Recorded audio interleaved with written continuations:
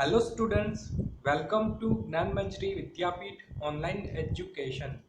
I am Abhishek Goswami. I hope that you all are fine and safe at your home. So in the last lecture we have discussed about events of the First World War, and in the last we have also started our topic like effects of the First World War. So I hope you understood very well about this topic. And in the today's lecture, we will discuss about effects of the First World War. Means we will continue this topic. And in the today's lecture, we will discuss about Treaty of Versailles. And in the last, we will discuss about the long-term effects of the First World War. So let's get started topic. Okay, so in the last lecture we have discussed about important events of the First World War. Like first of all we have seen the Prince of Austria and his wife were assassinated by one of the member of Serbian terrorist group Black Hand. Then Austria declared war to the Serbia due to this event.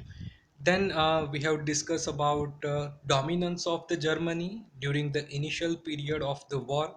Then we have discussed about one surprise event in the First World War, like American submarine Lusitania was attacked by German submarine, and 147 soldiers were died in the this attack. That's why America also want to take revenge against Germany, and America also joined in the First World War in 1917, and Russia withdrew from the First World War because Russian Revolution was started in the Russia in 1917.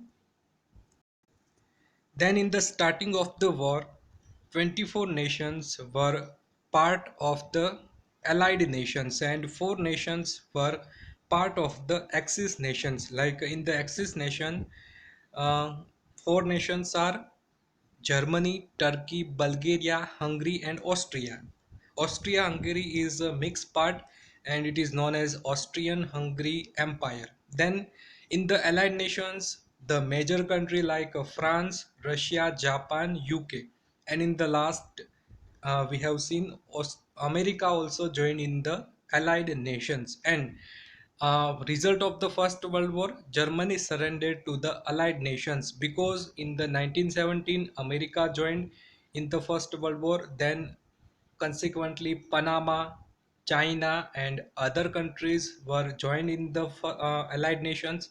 Then in the last we can see Bulgaria, Turkey, Austria also joined. They all were part of the Axis nations, but due to the position change, like Allied nations were strong in the First World War, so that's why Bulgaria, Turkey, Austria became part of the Allied nations. And due to the alone position in the First World War in the Axis group, that's why German leader Kaiser abdicated his position and ran away, and Germany also surrendered to the Allied nations and signed a ceasefire treaty, and war came to be end. Then in the last lecture we have also discussed about effects of the First World War. Like we have seen two important effects. First of all, destruction of man and material, and in the second we have discussed about social change. So you must remember approximately 6.5 crore people took part in the First World War, and at least 1 crore people died during the First World War. Then let's see about social change. So many social changes were seen in the First World War, like woman became more confident and her self-confidence there being equivalent to the man. Then woman also demanded to exercise their franchise, means उसको जो voting right था वो भी उसको मिलना चाहिए, ऐसी demand woman ने करी थी. देन हमने देखा कि जो भी बेसिक नेसेसिटी थी उसकी काफ़ी कमी हो गई थी। Then scarcity, unemployment, starvation, strikes, lockouts, ये सभी थिंग्स काफ़ी हो गई थी due to the first world war, क्योंकि फर्स्ट वर्ल्ड वॉर में जो मैन थे वह सभी वॉर लड़ रहे थे एंड सभी वुमन थी, उसको अपने घर और ऑक्यूपेशन को चलाने की रिस्पॉन्सिबिलिटी थी। So this is about social change and today we will discuss about the Treaty of Versailles and long-term effects of the First World War. Okay, so third important effect of the First World War is the Treaty of Versailles. All of you, please focus in the topic because this topic is very important for the First World War and Second World War also. So please pay attention in the topic and you must remember all the points of the topic. So, first of all, at the end of the First World War, the unconditional surrender of Germany in front of Allied nations brought an end to the war. So first world war के and के बाद Germany को surrender करना पड़ा। Unconditional surrender means Germany को surrender नहीं करना था, बट कंडीशन ऐसी हो गई थी कि जर्मनी को अनकंडीशनल सरेंडर करना पड़ा in front of allied Nations and इससे जर्मनी ने जब भी सरेंडर कर लिया उसके बाद फर्स्ट वर्ल्ड वॉर एंड हो गई थी। Then the Allied nations undertook the peace process in Paris, in which some 58 commissions were formed and 145 sessions were organized. So allied Nations ने क्या किया, पीस प्रोसेस स्टार्ट कर दी, शांति की प्रोसेस स्टार्ट कर दी in the Paris. Paris is situated in the France and 58 commissions की रचना हुई, फॉर्म हुए। देन 145 सेशंस भी ऑर्गेनाइज किए गए during the peace process and the agreement made with Germany during the Paris peace process was made in the Mirror Palace at Versailles. So Germany के साथ ये पेरिस पीस प्रोसेस हो रही थी, ये एक प्लेस थी मिरर पैलेस एट वर्सेल्स, यहाँ पर ये सभी प्रोसेस हुई थी। लाइक जो पेरिस पीस प्रोसेस थी was made in the mirror palace at Versailles. Then, thus it came to be known as the Versailles treaty, और इसी के कारण हम इस ट्रीटी को कहते हैं वर्सेल्स ट्रीटी, क्योंकि ये एक ट्रीटी के समान है कि जर्मनी को कुछ कंडीशंस माननी होगी। जर्मनी इस वॉर में हार गया था, सो जर्मनी को काफ़ी ज़्यादा वॉर फाइन भी पड़ना पड़ेगा, कुछ रीजन भी पूरे वर्ल्ड को देने पड़ेंगे एंड कई सारी कंडीशंस को मानना पड़ेगा। सो इसको हम एक ट्रीटी कह सकते हैं, और ये ट्रीटी कहाँ पर साइन हुई थी, in the mirror palace at Versailles, और that's why it came to be known as the Versailles treaty. Then, there were four provisions in the Treaty of Versailles. First, regional arrangement. Second, reduction in troops and disarmament. Then, the arrangement of distribution of gains at the end of the war and war fine. And fourth provisions is other provisions. So ये four provision थे treaty of Vercel के। First of all, regional arrangement. Regional arrangement means Germany France दोनों के बीच में जो भी कोई regional problem थी उसका सॉल्यूशन करना। लाइक हमने देखा था ड्यूरिंग द सेडान वॉर कि जर्मनी को फ्रांस ने दो इम्पोर्टेंट उसके प्रोविंस दिए थे, लोरेन एंड एल्सेक। सो ये अगेन फ्रांस को मिल जाएगी ये सभी province. Then reduction in troops and disarmament means जो भी मिलिट्रिज्म को बढ़ावा मिला था during the first world war, इसमें अब रिडक्शन करना होगा। ट्रूप्स मीन्स सोल्जर को भी काफ़ी कम अब ट्रेनिंग देनी है, सोल्जर कम प्रोडक्ट करने हैं। एंड डिसआर्मेंट मीन्स जो भी आर्मी के जो भी कोई वेपन्स है, टैंक्स है, ये सभी का भी प्रोडक्शन काफ़ी रिड्यूस करना होगा। So reduction in troops and disarmament. Then the arrangement of distribution of gains at the end and war fine. So war fine भी इसमें डिसाइड हुआ कि जर्मनी को इतना वॉर फाइन सभी कंट्रीज को देना होगा, स्पेशली फ्रांस को, क्योंकि फ्रांस को काफ़ी नुकसान पहुंचाया था जर्मनी ने। सो वॉर फाइन काफ़ी भरना पड़ा था जर्मनी को, तो ये वॉर फाइन भी डिसाइड हुआ during the peace process. Then other provisions, other बातें भी डिस्कस की गई कि आपको ये करना होगा, आपको आगे फ्यूचर में ये अगेन ऐसी कोई मिस्टेक ना हो इसका ध्यान रखना होगा। तो अदर प्रोविजंस भी इसमें डिस्कस हुए during the treaty of Versailles. Then the American President Woodrow Wilson, British Prime Minister Lord George, and French President Clemenceau and Italian President Arnaldo played an important role in this treaty. So ये सभी person आपको याद रखने हैं। America के president थे Woodrow Wilson, British के prime minister थे लॉर्ड जॉर्ज, फ्रेंच के प्रेसिडेंट थे क्लेमेंको एंड इटाली के प्रेसिडेंट थे ओर्नाल्डो। ये सभी का काफ़ी इम्पोर्टेंट रोल था in the Versailles treaty. Then Germany was found responsible for the war, और ट्रीटी में ये स्पष्ट क्लियर कर दिया कि जर्मनी इस वॉर के लिए रिस्पॉन्सिबल था, जर्मनी के कारण ही ये वॉर पूरी हुई थी। Then a war fine of 6.5 billion pound was imposed on Germany.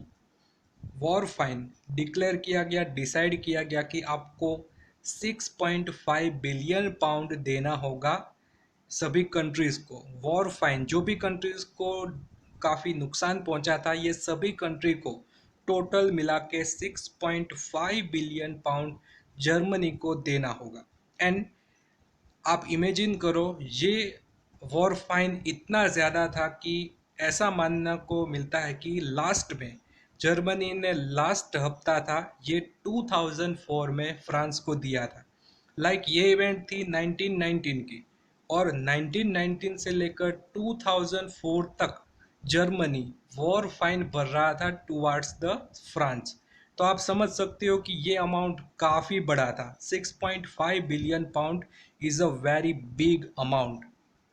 Then it had to give away the Ruhr region to the France, and Germany को जो एक रूहर रीजन था, काफ़ी डिस्प्यूटेड रीजन था, ये फ्रांस को देना पड़ा। Then its Rhine river had to be opened for the international sea route. Germany की एक राइन रिवर थी, ये भी पूरे वर्ल्ड के लिए ओपन हो गई, इंटरनेशनल सी रूट के लिए ओपन हो गई थी। Then the Rhineland region on French border was disallowed from being a fortress, as well as this mineral-rich region was given away to France for 15 years. Rhineland की बात करें तो वहाँ पर फ्रेंच बॉर्डर और जर्मनी की बॉर्डर है, तो ये बॉर्डर पे आप फोर्ट नहीं बना सकते, तो disallowed from being a fortress, तो ये भी एक प्रोविजन था in the Versailles treaty. And the mineral rich region was given away to France for 15 year. ये रीजन था वो काफ़ी मिनरल रिच था, मीन्स वहाँ पर काफ़ी मिनरल्स ज़्यादा थे, तो ये रीजन फ्रांस को दिया गया for the 15 year time. Then most of German organization were confiscated. सभी जर्मन ऑर्गेनाइजेशन को बंद कर दिया था, ताला लगा दिया था सभी जर्मन ऑर्गेनाइजेशन पे। Then Alsace and Lorraine were to be return to France. हमने पहले भी देखा था सेडान वॉर के दौरान फ्रांस की हार हुई थी, तो जर्मनी ने ये दो रीजन को फ्रांस से ले लिए थे, एल्सेक एंड लॉरेन को। तो अगेन ये दो रीजन रिटर्न करने पड़े टू द फ्रांस जर्मनी को। Then besides this Germany was to give France and other allied nations a large quantity of coal and iron annually as benefits of the war. And ये भी एक important point है कि Germany को France and other allied Nations को large quantity में कोल, iron, ये सभी रिसोर्सेज को देना था as the benefits of war. Then Germany was made to sign these terms and conditions on gunpoint and forcibly, because of which there was a bitterness and desperation among Germans. So Germany ने ये treaty काफ़ी forcefully sign की थी, means Germany की कोई इच्छा नहीं थी कि हम इस टर्म्स एंड कंडीशन को माने, but Germany was made to sign this term condition on gun point. Gun point means काफ़ी फोर्सफुली ये ट्रीटी को साइन करना पड़ा था जर्मनी को, एंड इसके कारण जर्मनी में एक रिवेंज की फीलिंग आने लगी थी। लाइक बिटरनेस मीन्स काफ़ी कड़वाहट हो गई थी towards the allied nation, and desperation, desperation means एक निराशाजनक फीलिंग हो गई थी जर्मनी की। So consequently the German economy failed miserably. सो हम देख सकते हैं कि 6.5 बिलियन पाउंड का वॉर फाइन भरना पड़ा। देन काफ़ी सारे मिनरल रिच रीजन जर्मनी के पास से चले गए। देन जर्मनी को कॉल आयन ऐसे रिसोर्सेज भी देने पड़े थे अलाइड नेशन एंड फ्रांस को। तो हम कह सकते हैं कि ये सभी नुकसान, ये सभी लॉस से जर्मन इकोनॉमी है टोटली फेल्ड हो गई थी। उसके पीपल थे काफ़ी पुअर बनने लगे थे। So this is about the Treaty of Versailles. I hope you understood very well about this treaty. So once again ये treaty के important point को मैं repeat करता हूँ। So first of all क्या हुआ, जर्मनी ने सरेंडर कर दिया इन द फर्स्ट वर्ल्ड वॉर, क्योंकि ये अकेला हो गया था। सो सभी कंट्रीज थे अलाइड नेशंस के, ये सभी ने डिसाइड किया कि हम एक ट्रीटी साइन करेंगे, पीस प्रोसेस लाएंगे पूरे वर्ल्ड में। सो उसके लिए 58 कमीशंस का फॉर्मेशन हुआ एंड 145 सेशन ऑर्गेनाइज किए गए। एंड ये जो पीस प्रोसेस थी ये कहाँ पर हुई थी, in the mirror palace Versailles. और इसी के कारण हम इस ट्रीटी को कहते हैं वर्सेल्स ट्रीटी। एंड ये ट्रीटी में 4 प्रोविजंस थे। फर्स्ट प्रोविजन था regional arrangement, then reduction in troops and disarmament, then third provision था the arrangement of distribution of gains at the end of the war and war fine, and fifth fourth provision था other provisions. And आपको ये person के name याद रखने हैं कि इसका काफ़ी इंपॉर्टेंट रोल था in the Versailles treaty. Like American president Woodrow Wilson, British prime minister Lord George, French president Clemenceau and Italian president Orlando, ये सभी काफ़ी इम्पोर्टेंट पर्सन थे और ये सभी का काफ़ी इम्पोर्टेंट रोल था during the Versailles treaty. Then हम सब जानते हैं कि फर्स्ट वर्ल्ड वॉर का रिस्पॉन्सिबल कौन डिक्लेयर हुआ था, जर्मनी। सो जर्मनी को इसी के कारण 6.5 बिलियन पाउंड का वॉर फाइन भरना पड़ा था डिफरेंट अलाइड नेशंस को। देन जो एक रूहर रीजन था फ्रांस का, ये भी फ्रांस को वापस मिल गया था। देन राइन रिवर था, ये ओपन हो गई थी for the international sea route. Then Rhineland एक रीजन था, वहाँ पर फोर्ट जर्मनी नहीं बना सकता था, एंड मिनरल रिच रीजन थे, ये भी फ्रांस को 15 ईयर तक मिल गए थे। देन जर्मन ऑर्गेनाइजेशन वर कन्फिक्स्टेड, मीन जर्मन ऑर्गेनाइजेशंस बंद हो गए थे। एंड एल्सेक एंड लोराइन, ये सभी दो इम्पोर्टेंट प्रोविंस थे, ये जर्मनी को रिटर्न कर दिए थे जर्मनी ने। देन हम बात करें कि कोल एंड आयरन की अच्छी क्वांटिटी, काफ़ी लार्ज क्वांटिटी जर्मनी को देनी पड़ी थी फ्रांस एंड अलाइड नेशंस को। एंड जर्मनी ने ये सभी टर्म्स एंड कंडीशन को गन पॉइंट मीन्स काफ़ी फोर्सफुली साइन किया था। जर्मनी की वांट नहीं थी, जर्मनी काफ़ी फोर्सफुली ये सभी टर्म्स एंड कंडीशन को मानने के लिए तैयार हुआ था। देन हम बात करें कि इसी के कारण जर्मन इकोनॉमी काफ़ी फेल्ड हो गई थी, क्योंकि हम बात करें तो 6.5 billion pound war fine, then काफ़ी मिनरल रिच रीजन फ्रांस को मिल गए थे, and quantity of coal and iron ये सभी अदर अलाइड नेशंस को देना पड़ा था। इसीलिए हम कह सकते हैं कि the German economy failed miserably. So this is about the Treaty of Versailles. I hope you understood very well about this point. Then let's move to fourth important effect of the World War was long-term effect. So there was a feeling of revenge in signing the treaty with the nations that were defeated in the war. जो भी country first world war में defeat हुए थे और ये सभी ने treaty sign की थी गन पॉइंट पे, मीन्स इससे क्या हुआ कि ये सभी कंट्री में एक रिवेंज की फीलिंग स्टार्ट हो गई कि अब हमें क्या करना है, धीरे धीरे रिवेंज लेना स्टार्ट करना है और अगेन ये सभी कंट्री के साथ वॉर करनी है। तो फीलिंग ऑफ रिवेंज ये स्टार्ट हो गया था after the first world war. Then peace could not be established with the treaty. ये ट्रीटी का नाम ऐसा था पेरिस पीस प्रोसेस, बट ये प्रोसेस से कोई पीस एस्टैब्लिश नहीं हुआ था, तो ये भी एक पॉइंट आप रिमेंबर कीजिए। Then socialist Russia was not given a place in the league of nations. Russian revolution के बाद रशिया बन गया था सोशलिस्ट रशिया एंड रशिया को लीग ऑफ नेशंस में पार्टिसिपेट करने का मौका नहीं मिला था। Then America did not join the league of nations, America ने लीग ऑफ नेशंस को ज्वाइन नहीं किया था।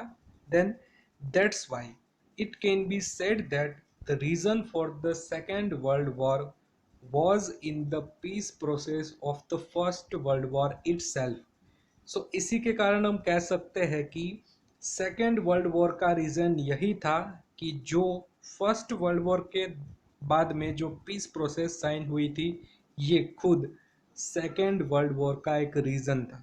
क्योंकि यहाँ पर हम देख सकते हैं कि फीलिंग ऑफ रिवेंज, जो भी कंट्री फर्स्ट वर्ल्ड वॉर में हार गए थे ये सभी कंट्री में एक रिवेंज की फीलिंग आ गई थी। लाइक हम उसके साथ अगेन वॉर करेंगे और अगेन पावरफुली वॉर करेंगे और अदर कंट्री को हरा देंगे, ऐसी फीलिंग स्टार्ट हो गई थी।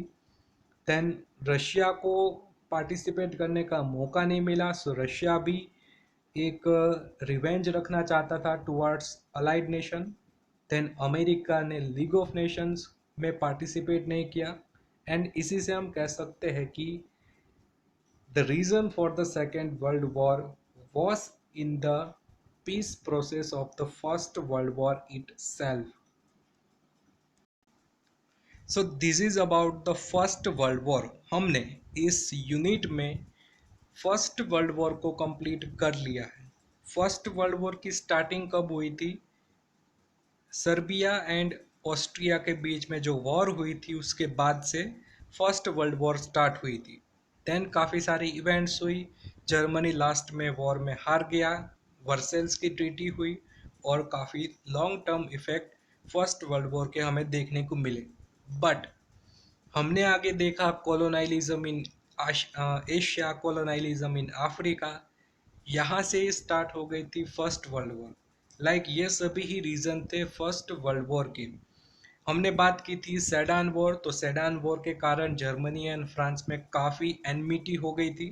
देन इकोनॉमिक कंपटीशन की बात करें तो जर्मनी एंड इंग्लैंड के बीच में इकोनॉमिक कंपटीशन चल रही थी क्योंकि जर्मनी काफ़ी चीपर गुड सप्लाई कर रहा था। देन बात करें मिलिट्रिज्म, तो सभी कंट्री मिलिट्री इंस्ट्रूमेंट को, मिलिट्री पावर को बढ़ाना चाहता था। सो जो भी कंट्री के पास मिलिट्री पावर ज़्यादा है तो ये कंट्री अदर कंट्री के साथ वॉर करेगा, तो इससे वर्ल्ड वॉर स्टार्ट हुई थी। देन बात करें फीलिंग ऑफ फियर्स नेशनलिज्म, सभी पीपल अपने कंट्री को लव एंड रिस्पेक्ट से देख रहे थे और अदर कंट्री को एक एनिमी की तरह देख रहे थे। देन रोल ऑफ न्यूज़पेपर की बात करें तो न्यूज़पेपर में भी काफ़ी फेक आर्टिकल लिखते थे और उससे काफ़ी अदर कंट्री के लिए एनमिटी वाली फीलिंग सभी पीपल में आ रही थी। देन फिलोसॉफी ऑफ वॉर की बात करें तो सभी पीपल ऐसा मान रहे थे war is a sacred work, war is welfare, तो ये सभी भी काफ़ी रिस्पॉन्सिबल थे फर्स्ट वर्ल्ड वॉर के। बट एक्चुअल में फर्स्ट वर्ल्ड वॉर कहाँ पर स्टार्ट हुई? जब भी ऑस्ट्रिया के प्रिंस थे उसकी हत्या हुई, उसका एसेसिनेशन हुआ, तभी से फर्स्ट वर्ल्ड वॉर स्टार्ट हुई थी। सो फर्स्ट वर्ल्ड वॉर की starting after Serbia and Austria की जो वॉर थी यहाँ से स्टार्ट हुई। देन धीरे धीरे जर्मनी इसमें पार्टिसिपेट किया। जर्मनी ने स्टार्टिंग में काफ़ी डोमिनेंस उसका देखने को मिल रहा था। देन अमेरिका की ये इवेंट भी काफ़ी इम्पोर्टेंट है कि अमेरिका का सबमरीन था ल्यूसिटेनिया जिस पे अटैक किया था जर्मनी ने, और 147 सोल्जर्स की डेथ हुई थी। और इसी के कारण अमेरिका ने भी पार्टिसिपेट किया था in the first world war. So starting में एक्सिस नेशंस थे, ये काफ़ी स्ट्रॉन्ग थे। But America, Panama, China, SIAM ये सभी कंट्री भी अलाइड नेशंस में जुड़ गए, तो इसी के कारण अलाइड नेशंस काफ़ी पावरफुल हो गए थे। और इसी के कारण लास्ट में जर्मनी अकेला कंट्री बचा था in the first world war. So Germany ने सरेंडर कर दिया आफ्टर वर्ल्ड वॉर।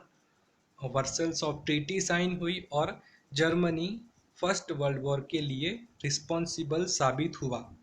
देन हमने आज के लेक्चर में देखा कि वर्सल्स ट्रीटी में 6.5 बिलियन पाउंड वॉर फाइन भरना पड़ा, और काफ़ी सारे प्रोविजंस इस ट्रीटी में हमें देखने को मिल रहे थे। एंड लास्ट में लॉन्ग टर्म इफेक्ट ये कहती है कि जो ट्रीटी साइन हुई थी, जो पीस प्रोसेस हुई थी, यही सेकेंड वर्ल्ड वॉर का कारण बनी थी। तो अब हम जब भी नेक्स्ट पढ़ेंगे तभी सेकेंड वर्ल्ड वॉर में हमें ये याद रखना है कि first world war was responsible for the second world war. Okay, so now this is end of the video. I hope you understood very well about this all the topics, and if you have any doubts regarding these topics you can ask me anytime. Okay, so next lecture में हम Russian revolution के बारे में discuss करेंगे। तब तक के लिए stay home, stay safe, thank you.